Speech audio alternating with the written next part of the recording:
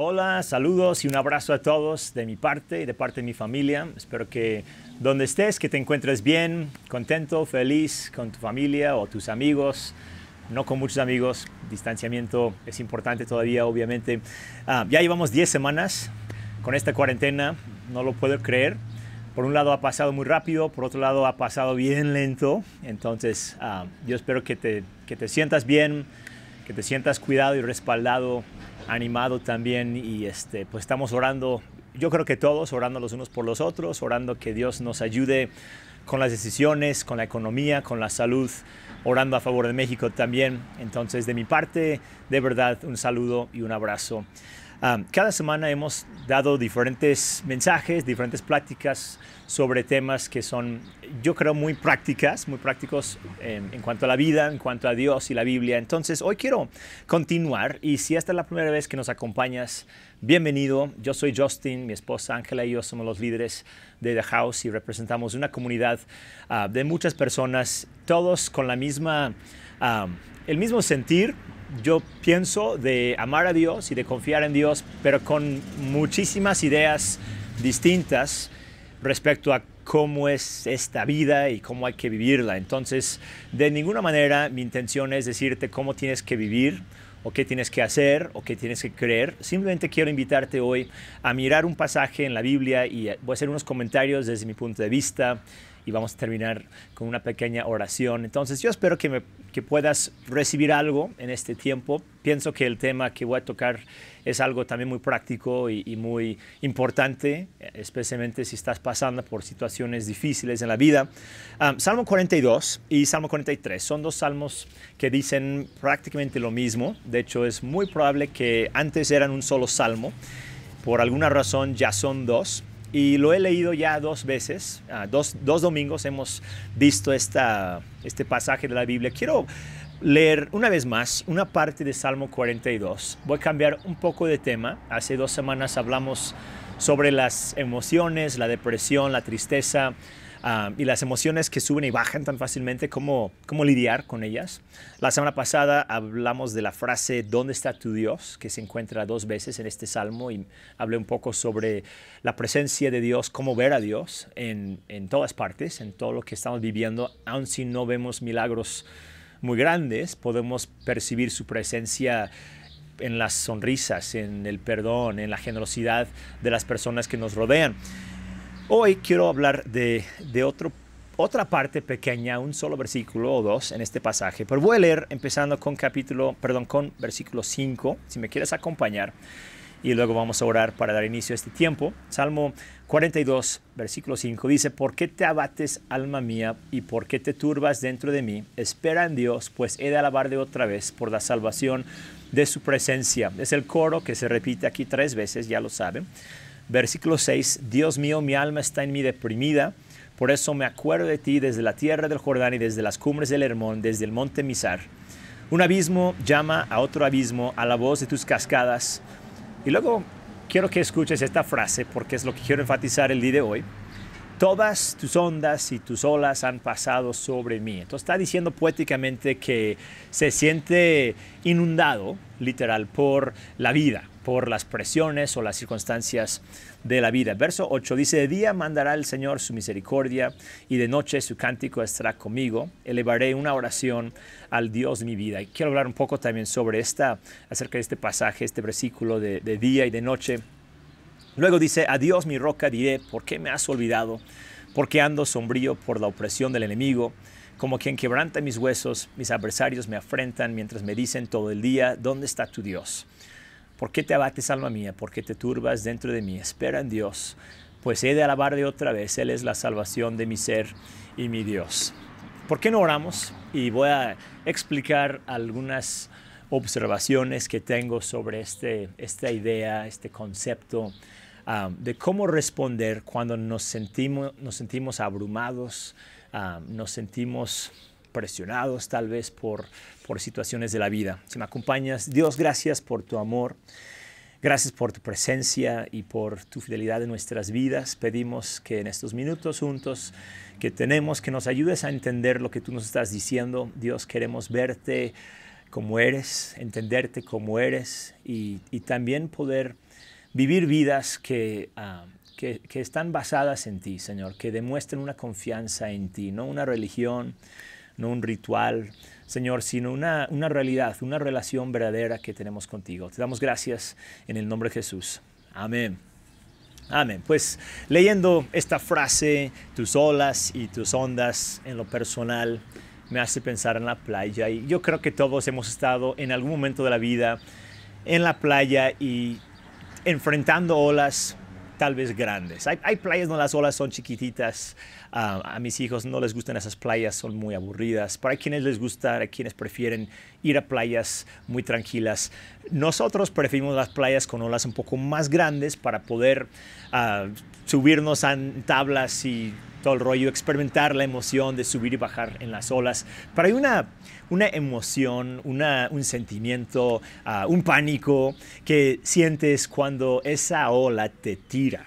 Y si lo has sentido, sabes bien de qué estoy hablando. Te das cuenta en ese instante del poder de la naturaleza, porque te tumba. No te deja bajo el agua y no te puedes subir, y el pánico, y es algo intenso y hasta peligroso, obviamente. Entonces, yo recuerdo hace muchos años, yo estaba en la prepa, aunque no tantos años, pero sí algunos. Yo estaba en la prepa y íbamos cada año, de parte de la escuela, nos llevaban a una playa en Veracruz, se llama Nautla, que es, ni siquiera sé si es una ciudad o pueblo, era un hotel, chafísima, la verdad, chafísimo, en la playa, donde cada año llegábamos. Yo creo que nos daban un súper descuento, o los dueños eran amigos de alguien en la escuela, yo no sé, pero el chiste es que llegábamos cada año a ese hotel, pero feo, con cucarachas, con hormigas, no tenía aire acondicionado, había solamente ventiladores. Entonces, tengo memorias en la prepa y en la secundaria también íbamos repito, de cucarachas, de vidrios rotos en la playa. Una vez, literal, cerré la puerta del cuarto, de la habitación donde estábamos, y la ventana afuera de la puerta estaba rota. Entonces cerré la puerta medio fuerte y me cayó encima el vidrio, el cristal roto, un pedazote cayó encima. Por poco me dejó sin oreja, me pegó aquí hasta la fecha. Tengo una cicatriz grande aquí en el pecho porque ese vidrio me cayó encima. Entonces, un lugar interesante en todos los sentidos. Y la playa tenía unas olas tremendas. De hecho, algunos años después dejaron de ir porque dos personas ya se encontraron atrapados en corriente y casi se armó una situación fea. No pasó nada, gracias a Dios, pero ahí dijeron, pues mejor vamos al puerto de Veracruz porque aquí en este lugar está feo. Pero yo recuerdo cuando íbamos nosotros, había como una barra de arena a unos 100 metros, tal vez, de distancia de la orilla.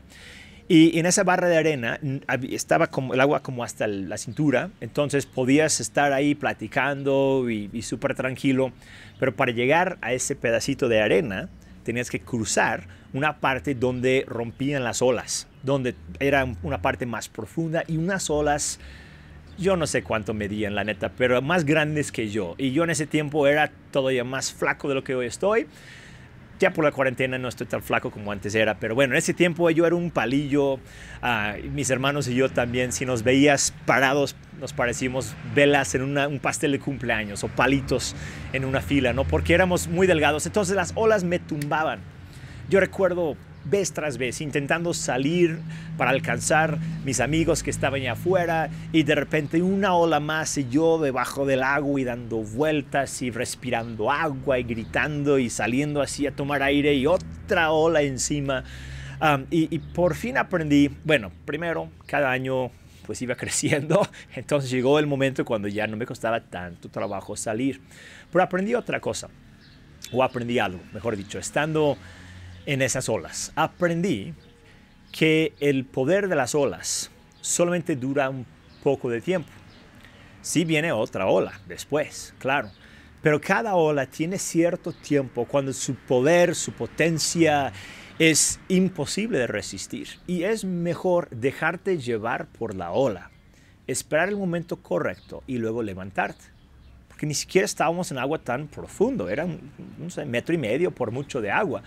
Pero por pelear, por luchar, por friquearte, por paniquearte debajo del agua, terminabas perdiendo tu oxígeno, terminabas poniéndote en más peligro porque ya por fin a la hora de salir del agua, pues ya no tenías ni fuerza para resistir. Aprendí mejor cubrir mi cara, hacerme bolita y dejar que una hora más me tirara al suelo y me levantaba y otra vez a meterme. Y tarde o temprano lograba estar con mis amigos.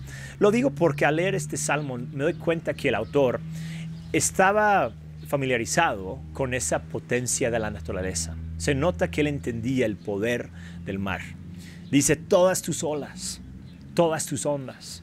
Y la palabra ahí, palabra hebrea, habla de una ola que rompe encima, que cae encima. Es un sentimiento que hemos sentido no solamente en la naturaleza, tal vez, sino en la vida real. Y él lo está viviendo.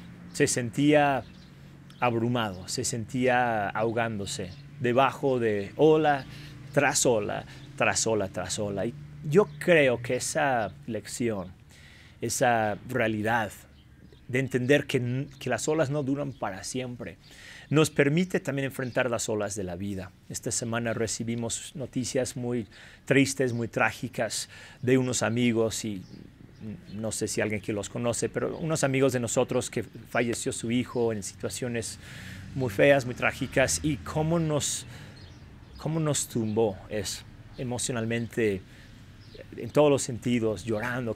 ¿Cómo es posible que esto haya sucedido? Esa pérdida. Y en tu vida, en mi vida, hay momentos cuando la pérdida es tanta o el sufrimiento es tanto que nos sentimos así y hasta no sabemos cómo reaccionar. Sentimos que Dios tiene la culpa. El salmista dijo, tus ondas, tus olas, como si Dios tuviera la culpa, y a poco no hemos dicho lo mismo a Dios. ¿Por qué no? ¿Por qué esto?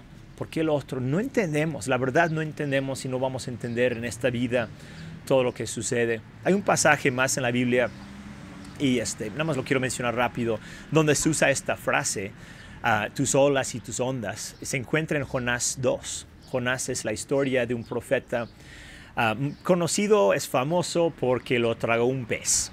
Algunos dicen una ballena, no fue ballena, la Biblia dice que fue un pez, tal vez un tiburón ballena, como comentó mi esposa hace algunas semanas. No sabemos, la ciencia podría quizás debatir un poco la historia, pero no sabemos. El mar tiene un montón de criaturas. El chiste es que la historia narra que Jonás no quería obedecer a Dios. Entonces, en vez de ir a una ciudad donde él le había enviado para predicar acerca de Dios, agarró un barco, se subió a una nave y fue hacia otra ciudad, en el sentido contrario. Pues empieza una tormenta fea, tremenda, olas, mar, viento y todo. Y Jonás se dio cuenta, esto es por mi culpa. Dios me está llamando la atención. Y dijo a los demás del barco, miren, pues esto es por mí, échenme al mar. Porque si yo me muero, entonces ustedes van a estar libres. Y ellos dijeron, no, ¿cómo crees?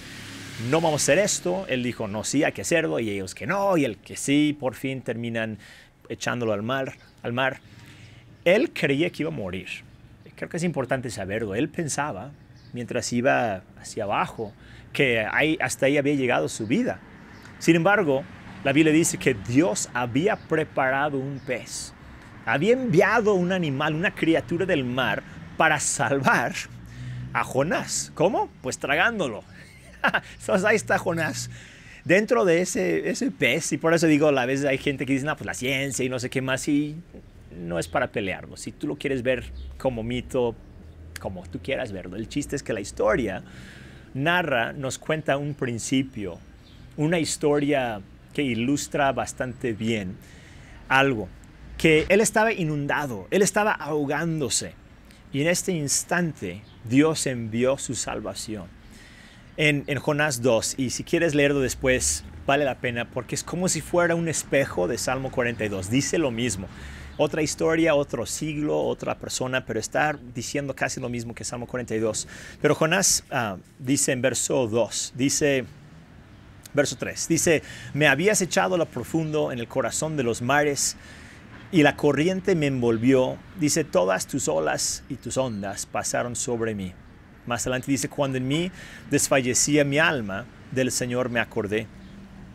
Y mi oración llegó hasta ti, hasta tu santo templo. Verso 10 dice, entonces el Señor dio orden al pez y este vomitó a Jonás en tierra firme. Entonces repito, una historia muy chistosa, muy rara en todos los sentidos. Pero Jonás, cuando oró esto, cuando dijo, Dios, tus olas, tus ondas estaban sobre mí, estaba dentro de ese pez. Estaba ahí esperando morir, no sabía qué iba a suceder, pero no había muerto. Estaba en problemas, pero no muerto.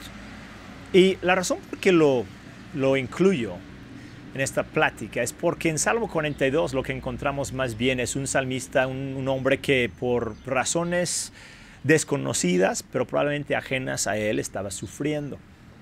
Un exilio, una tragedia, una pérdida, no sabemos cuál fue la situación, pero él está lamentando su sufrimiento, pero por causas ajenas a él. Pero en el caso de Jonás, él lo provocó. Jonás tomó decisiones equivocadas, huyó de Dios. Y a veces nos encontramos en situaciones que no son nuestra culpa y a veces son nuestra culpa. Y yo no sé cuál es más difícil, la verdad, pero las dos son complicadas. El pensar que me traicionaron o el pensar que me equivoqué. Las dos son feas. A veces nos encontramos diciendo, Dios, ¿dónde estás? ¿Qué estás haciendo? ¿Qué está pasando? No entiendo, siento que me estoy ahogando. Quiero que veamos juntos cómo responde en Salmo 42 este salmista, y es lo mismo que dijo Jonás. Verso 8, ya lo leí un par de veces, pero lo quiero enfatizar un poco, porque hay algunas claves, yo siento importantes aquí. Verso 8 dice, de día mandará el Señor su misericordia, y de noche su cántico estará conmigo. Elevaré una oración al Dios de mi vida. Dice de día y de noche. De día tu misericordia, de noche un cántico. Siempre que escuchamos la frase de día y de noche, está diciendo que todo el tiempo, ¿no? 24/7, día y noche, es como decir, siempre estás conmigo. Entonces, por un lado, el salmista aquí está diciendo, en todo momento Dios está conmigo. De día, cuando ando viviendo la vida real, Él está conmigo, y de noche también. Pero pienso que está diciendo algo también un poco más allá de eso. No solamente que Dios está con Él todo el tiempo, pero está diciendo que Dios se manifiesta de la manera necesaria en cada momento. Y esto varía. Déjame explicar. Él dice, de día mandará el Señor su misericordia. En el día, y es poesía, entonces está hablando poéticamente del día, ¿no? En el día ¿qué representa? El día representa luz, representa visibilidad, representa trabajo, representa la vida. Vivimos en el día, bueno, vivimos todo el día, ¿no? La noche también, pero actuamos, estamos despiertos en el día. De noche se supone que estamos dormidos. Ahora en cuarentena todo está al revés, y en el día tengo sueño, en la noche no me puedo dormir, pero ese es otro tema. En la vida real, normal, cuando no hay pandemia, de día trabajamos y de noche descansamos. Menos si estamos en tragedias, o si estamos en temor, o si estamos en angustia. Es ahí donde de día la depresión nos aplaca y de noche el temor nos despierta. No sé si te ha pasado, me imagino que sí. Entonces aquí el autor está diciendo de día, cuando estoy visualizando, viendo, analizando, chambeando, en esos momentos de la vida real, la misericordia de Dios viene hacia mí. Y es una palabra, la palabra misericordia, es una traducción, todas las traducciones de la Biblia la ponen diferente, porque es una palabra hebrea hermosa, compleja, bastante grande y amplia en su significado. Es la palabra Hesed, y significa, más que misericordia, significa amor leal o amor de pacto. Se usa muy seguido respecto a Dios, en el contexto de Dios y sus promesas de amarnos para siempre. Hesed es la misericordia de pacto de Dios. Es su bondad prometida. Es su amabilidad, su perdón, su paciencia, su bendición, su amor en especial, su lealtad continua y constante hacia nosotros. Cada vez que tú encuentras esta palabra en la Biblia, está haciendo referencia a una relación de pacto, la decisión mutua de Dios hacia nosotros y nosotros hacia Él. Mi esposa y yo tenemos 21 años de casados, y cuando nos casamos repetimos votos. Igual que todos los matrimonios, siempre hay votos y varían. Hay unos que dicen esto y otros que dicen lo otro, pero siempre hay votos. ¿Un voto qué es? Es una promesa, pero es mutua. Yo te prometo y tú me prometes. No es un acuerdo de negocios, no es un contrato entre empresarios, es un pacto, es una decisión de andar juntos. Dice la Biblia que dos son mejores que uno. ¿Por qué? Porque cuando uno se cae, el otro lo puede levantar. No sé cuántas veces de nuestra vida, Ángela y yo estoy débil en algo, yo no sirvo en algo, yo no puedo en alguna área y ella sí, y me ayuda, me levanta y viceversa. A veces es emocional, a veces es social, a veces es alguna habilidad que tenemos, nos apoyamos. No todo el tiempo y todos los matrimonios tienen defectos y momentos de pleito y de discusión, entonces no estoy diciendo con esto que nunca hay roces, para nada. Pero sí disfrutamos mucho el trabajar en equipo. Dos son mejores que uno, dice la Biblia, y un cordón de 3 dobleces no es fácilmente roto. Entonces hay un poder, hay una ventaja en saber que no estamos solos. Y lo que aquí estamos encontrando, dice, de día mandará el Señor su misericordia. Está diciendo de día. O sea, cuando estás trabajando, cuando estás estudiando, cuando estás platicando, cuando estás tomando decisiones, cuando ves los riesgos y las amenazas y los enemigos alrededor, en ese momento, su misericordia y su lealtad y su compromiso y su poder, su decisión propia, divina, incondicional, eterna, de Dios hacia nosotros es ayudar y a levantar. ¡Qué impresionante! De día es cuando me siento débil porque estoy enfrentando situaciones más allá de mi habilidad. Y de día es cuando Dios dice, yo estoy contigo. Esto lo estamos haciendo juntos. Dice, de noche su cántico estará conmigo. Un cántico, un canto, es una repetición, es una expresión verbal de una afirmación de algo que creemos. No todos cantamos bien, quizás no es mi don principal para nada, pero me encanta la música, me encantan las canciones porque repiten verdades, dicen algo. ¿Por qué las canciones se vuelven famosas? No porque resuenan con algo, alguna verdad de la humanidad. Hay tantas canciones de amor. ¿Por qué? Porque todo ser humano anhela amar y ser amado. También hay muchas canciones de desamor, por lo mismo, ¿no? Que todos hemos vivido experiencias de tal vez traición o de decepción. Cuando Dios nos da su cántico, su canto, lo que está diciendo para mí, y esta es mi interpretación, de noche se supone que estamos dormidos. Poéticamente la noche representa la oscuridad, representa el temor, representa el silencio, representa estar solitario a veces. De noche es cuando el temor nos ataca. La noche literal tal vez, o la noche del alma, cuando no vemos más allá, no entendemos lo que está sucediendo. Nos encontramos en una oscuridad emocional, mental, económica quizás. Y en ese momento encontramos en nosotros una voz de Dios, una pequeña voz, una pequeña afirmación. No siempre. Y creo que es importante notar que de día y de noche hay misericordia y lealtad y hay canciones y afirmaciones. Yo a veces no tengo esa canción. A veces me siento sin palabras, me siento abrumado, me siento enojado, confundido. Y en ese momento es cuando es la lealtad de Dios lo que más necesito. Y hay otros momentos cuando no entiendo todo, me siento rodeado de oscuridad, pero hay algo en mí que dice, Dios va a ser fiel. Dios es fiel, no ha dejado de ser fiel. Y estoy seguro que lo has vivido también. El saber que no, esto yo puedo. Mañana, quién sabe, pero hoy puedo. Hoy Dios está conmigo. Y la siguiente frase, y quiero hablar un poco de esto y luego concluimos, pero verso 8 al final dice, elevaré una oración al Dios de mi vida. Entonces, de día es la lealtad y amor de Dios. De noche es el cántico de Dios. Y luego dice la oración, una oración. Elevaré una oración al Dios de mi vida. La poesía hebrea usaba mucho lo que se llama el paralelismo, que quiere decir que cada frase amplía y completa las demás frases. Son frases sinónimas. Entonces, decir de día esto y de noche el otro es casi como decir de día y noche ambas cosas, y todas están resumidas en esta pequeña palabra, oración. La oración. Una oración al Dios de mi vida. creo que muchas veces malentendemos la oración.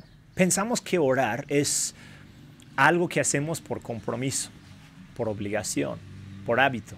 Algo que hacemos cuando estamos en apuros y nos urge que Dios nos conteste. Entonces, no, pues híjoles, Dios manda a orar, entonces necesito orar más. Y sí hay, yo creo, momentos para hacerlo por pura disciplina, sabiendo que Dios nos escucha. Pero realmente aquí yo no encuentro que el salmista esté diciendo, por obligación voy a orar. Le nace. Está diciendo la misericordia de Dios de día y un cántico de noche y todo el tiempo una oración, y termina diciendo al Dios de mi vida, al Dios que me da vida, al Dios que define mi vida, al Dios que defiende mi vida, al Dios que restaura mi vida. Él está lleno de Dios, él está comprometido con Dios, su vida es una con Dios, no en un sentido de ritual o de tradición o de religión, simplemente no tiene a dónde más ir. Su Dios es su vida y su vida la encuentra en Dios. Y dice, elevaré una oración. La semana pasada, el domingo, fue el Día de la Madre, entonces se supone que todo el mundo, los que tenemos mamás, les hablamos, les mandamos un mensaje. En nuestra casa lo que hicimos fue hablar por teléfono con mi suegra y con mi mamá. Hicimos una junta Zoom con todos los hermanos. Tengo 5 hermanos y están regados por todos lados, estamos regados. Entonces, una llamada por Zoom con ella y las felicitamos a ella y a mi suegra y estuvo muy padre. No nos costó trabajo. Yo sé que hay algunos que tal vez hablar a su mamá o a su suegra no es tan fácil, y como sea la situación tuya, yo sé que todos entendemos las diferencias, pero la llamada en sí, en teoría, no es obligación. O sea, no es algo que hacemos por pura obligación. De hecho, si es así, se siente un poco de tristeza, porque ojalá hubiera una mejor relación. La llamada, más bien, responde a la relación o resalta la relación. La llamada o el mensaje o el video, y no solamente un día al año, todas las veces que hablamos con nuestras mamás o nuestros papás o nuestro hermano, estamos afirmando una relación que existe. Es decir, le hablo a mi mamá porque tengo una mamá. El énfasis no es la llamada, el énfasis es que tengo una mamá.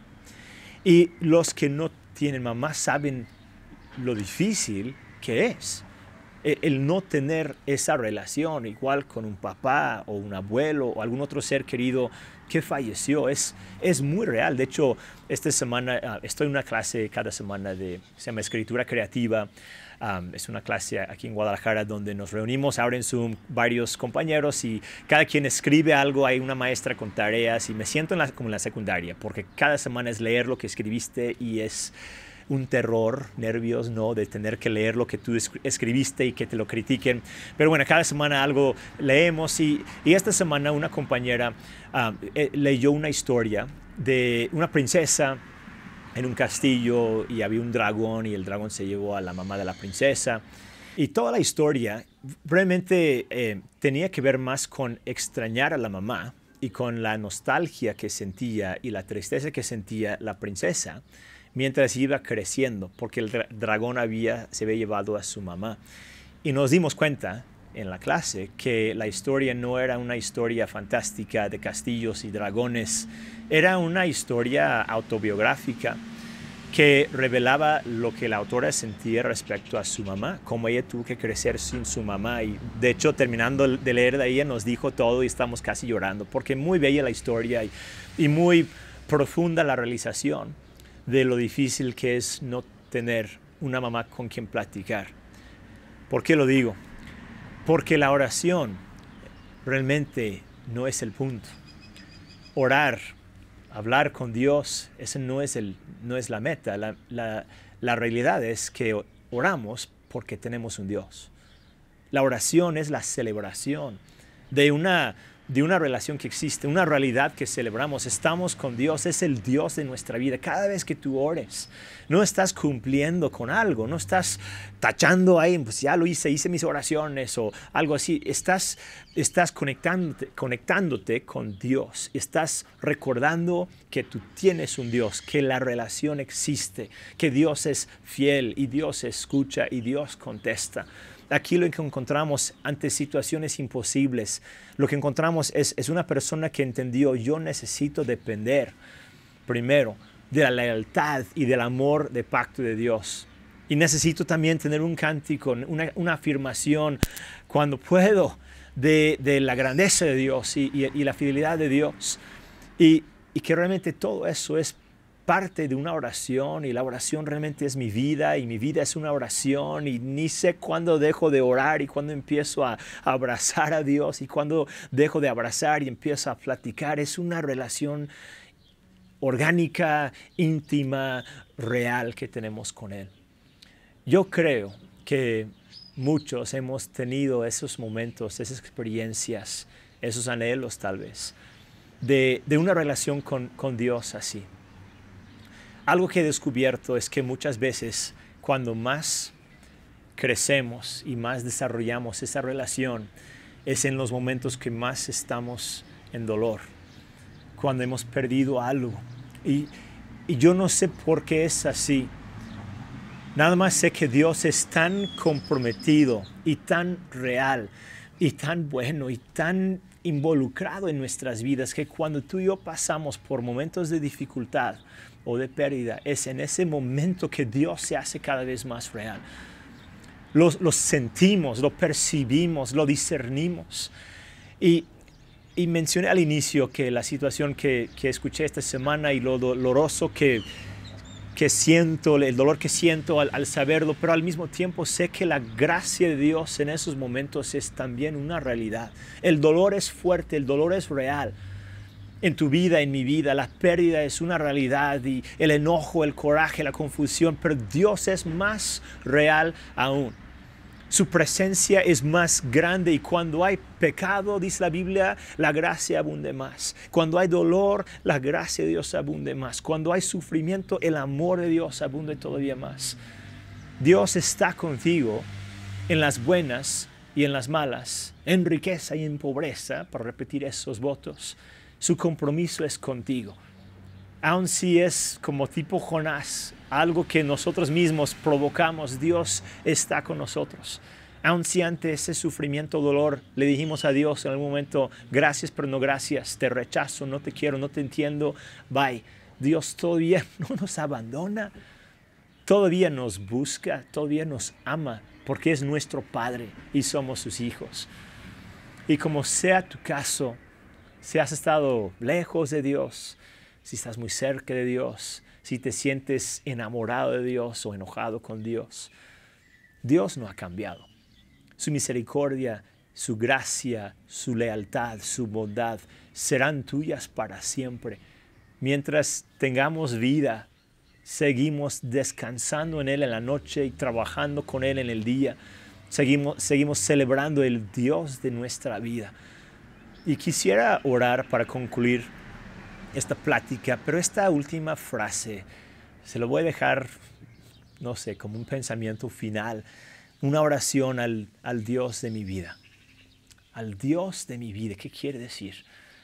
El Dios de todo, lo bueno y lo malo.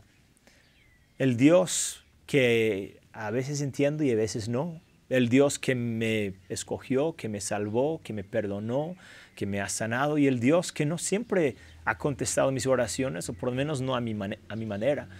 El Dios que dirige nuestros pasos, el Dios que nos dio vida, el Dios que vigila nuestro futuro, el Dios que está con mis hijos cuando yo no puedo estar con ellos, el Dios que sabe qué va a pasar en el mundo con esta pandemia, el Dios que comprende la economía, el Dios que es más allá que nosotros y nuestro entendimiento, y al mismo tiempo está a nuestro lado. Es el Dios de nuestra vida.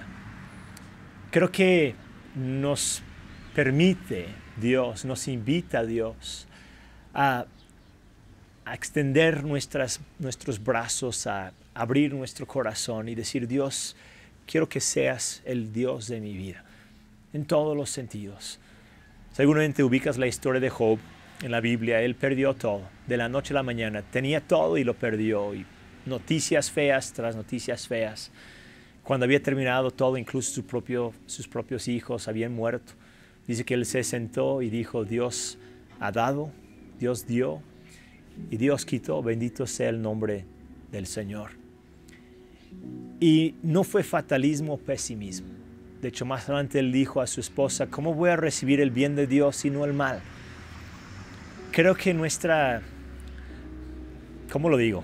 O sea, por un lado es una decisión, pero por otro lado es un privilegio el poder decir, no entiendo, no sé, no lo explico, pero vuelvo a confiar en Dios. Vuelvo a afirmar que Dios, es el Dios de mi vida, es el Dios de mi familia y de mis finanzas y de mi salud y de México y del mundo entero. Es Dios a quien seguimos y a quien servimos. Y 3 veces estos salmos repiten, espera en Dios, pues he de alabarle otra vez. Él es la salvación de mi ser y mi Dios. He de alabarle, le voy a alabar, le voy a mirar, voy a celebrar, voy a volver a ver y te lo digo donde tú estés y lo digo a tu familia, lo digo a tu empresa, lo digo a México, lo digo a mí mismo, que vamos a volver a ver el poder de Dios. Vamos a volver a ver los milagros y poder decir, mira, aquí está la prueba, aquí está el resultado, aquí está la manifestación y la demostración de la grandeza de Dios. Tal vez ahorita no, en algunos casos, tal vez ahorita sí, yo espero que sí, pero tal vez en tu caso, y quiero terminar orando por ti, por mí, por nosotros, pero tal vez en tu caso has visto más pérdida que ganancia, has visto más temor que consuelo, has visto más confusión que, no sé, que lealtad de parte de Dios. Quiero que sepas, créeme, que vas a poder adorar a Dios una vez más. Esto pasará, esta ola pasará. Estas ondas pasarán, esta confusión, este dolor, lo que sea que estés viviendo, muy parte de esta pandemia, pero si es algo muy feo, si es algo muy fuerte, algo que tal vez nadie más sabe, pasará, va a pasar y vas a ver, aun cuando estás debajo del agua, vas a sentir la paz de Dios diciendo, estoy contigo, mi hijo, mi hija, te voy a levantar, te voy a respaldar, te voy a dar vida.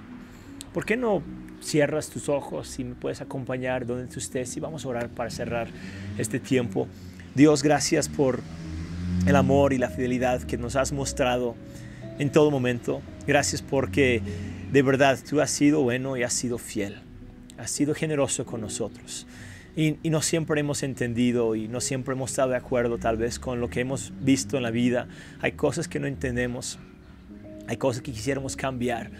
Pero Dios, hoy pedimos que nos permitas verte como nunca antes, como el Dios de nuestra vida, como nuestro Padre, nuestro amigo, nuestro escudo, nuestra ayuda en todos los sentidos y en todo momento. Te damos gracias porque esta realidad de tu grandeza define nuestra existencia. Las olas son muchas y las ondas son muy grandes y vienen seguido, pero Dios, tú no cambias, tú no cambias, tú no cambias. Tu misericordia es nuestra confianza. Dios, ponemos en tus manos todo lo que somos, nuestras familias, finanzas, salud, empresas, negocios, decisiones, todo lo que somos y seremos, Dios, lo ponemos en tus manos y te damos gracias porque tú eres digno de alabanza, digno de gloria, digno de confianza. En el nombre de Jesús. Amén. Espero que ese mensaje les haya ayudado hoy. La verdad los queremos, los extrañamos demasiado y espero que en donde tú estás encontrando y también transmitiendo paz, amor, provisión, generosidad. La verdad sabemos que Dios está con nosotros en medio de todo eso. Los queremos muchísimo. Quiero recordarles que en thehousegdl.com pueden encontrar más mensajes como en estos, tal como en español, como en inglés, y también ahí pueden dejar sus ofrendas y sus diezmos. Gracias por toda la generosidad que ustedes nos han mostrado durante este tiempo. Nosotros como comunidad hemos reunidos todos, quizás no en persona, pero en generosidad, en corazón y en todo lo que Dios sigue haciendo aquí en Guadalajara. Los queremos muchísimo y nos vemos en 8 días.